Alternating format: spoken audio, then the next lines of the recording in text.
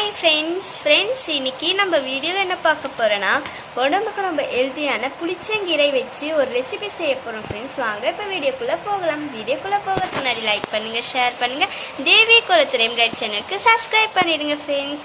வாங்க வீடியோக்குள்ளே போகலாம். ஃப்ரெண்ட்ஸ், இன்றைக்கி நம்ம புளிச்சக்கீரையை நம்ம கடைய போகிறோம். அதுக்கு தேவையான பொருள் சிறுபருப்பு அரை டம்ளர் எடுத்துருக்குறேன். இப்போ துவரம் பருப்பு அரை டம்ளர் எடுத்துருக்கேன். இப்போ இதை நல்லா நம்ம கழுவிட்டு வந்துடலாம்.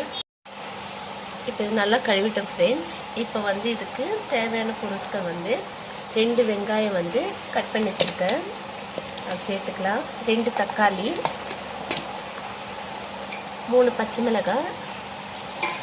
இது நம்ம தேவையான அளவு தண்ணி சேர்த்துக்கலாம். இப்போ நம்ம குக்கர்லலாம் வச்சோன்னா ஒரு அளவோடு நம்ம வைப்போம்.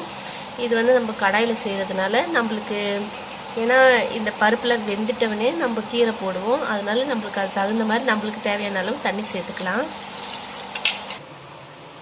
ஒரு அரை ஸ்பூன் மஞ்சத்தூள் சேர்த்துக்கலாம். இப்போ இது நம்ம மூடி வச்சிடலாம்.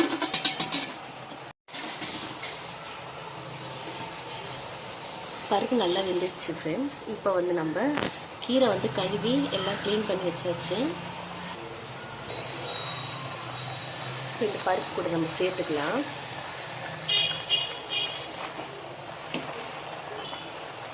ஆந்திரா சைட்லலாம் இந்த கீரையை கோங்குரா கீரைன்னு சொல்லுவாங்க. இப்போ தமிழ்நாடு சைடில் புளிச்சக்கீரை சொல்லுவாங்க. இது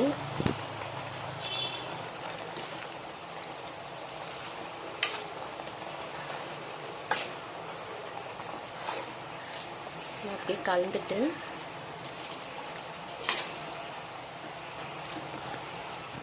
இப்போ கலந்தப்பே உங்களுக்கு அந்த கலர் சேஞ்ச் ஆகுறது தெரியும் பாருங்களேன்.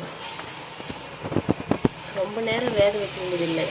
கலந்துட்டோன்னே நம்ம ஒரு 5 நிமிஷம் வெந்தால் போதும். நம்ம அதுக்கப்புறம் கடைஞ்சிக்கலாம். இது கொஞ்சம் வேகட்டும்.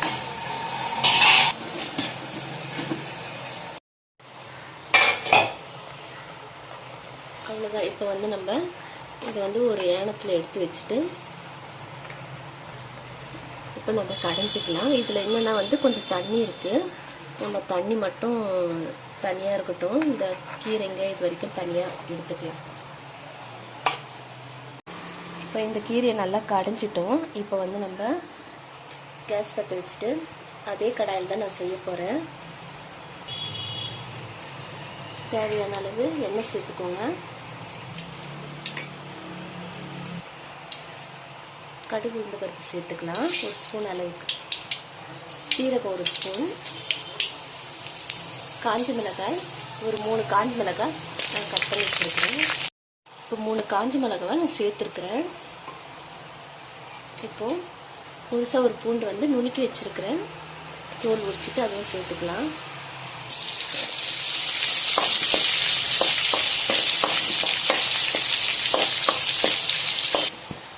தாளிச்சிட்டோம்.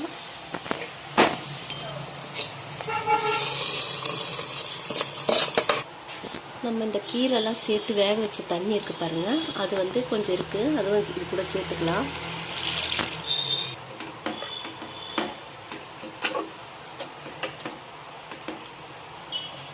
இப்போ சால்ட் உப்பு நம்ம தேவையான அளவு நம்ம சேர்த்துக்கலாம்.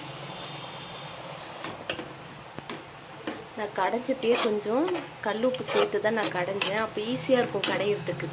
அதனால் கொஞ்சம் உப்பு கம்மியாக தான் இருக்குது, அதனால் நான் கொஞ்சம் சேர்த்துருக்கேன் உப்பு. இது கொஞ்சம் வேகணும். ஒரு கொதி வந்தப்போ நம்ம இறக்கிடலாம். இப்போ மூடி வச்சிடலாம். அவ்வளோதான் ஃப்ரெண்ட்ஸ். இப்போ நம்ம கேஸ் ஆஃப் பண்ணிடலாம்.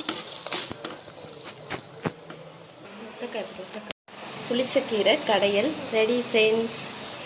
இது ரொம்ப சூப்பராக இருக்குது ஃப்ரெண்ட்ஸ்.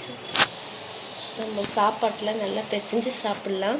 உடம்புக்கு ரொம்ப ஆரோக்கியமானது. இந்த மாதிரி நீங்கள் செஞ்சு சாப்பிட்டு எப்படி இருக்குன்னு எங்களுக்கு கமெண்ட்ஸ் பண்ணுங்கள்.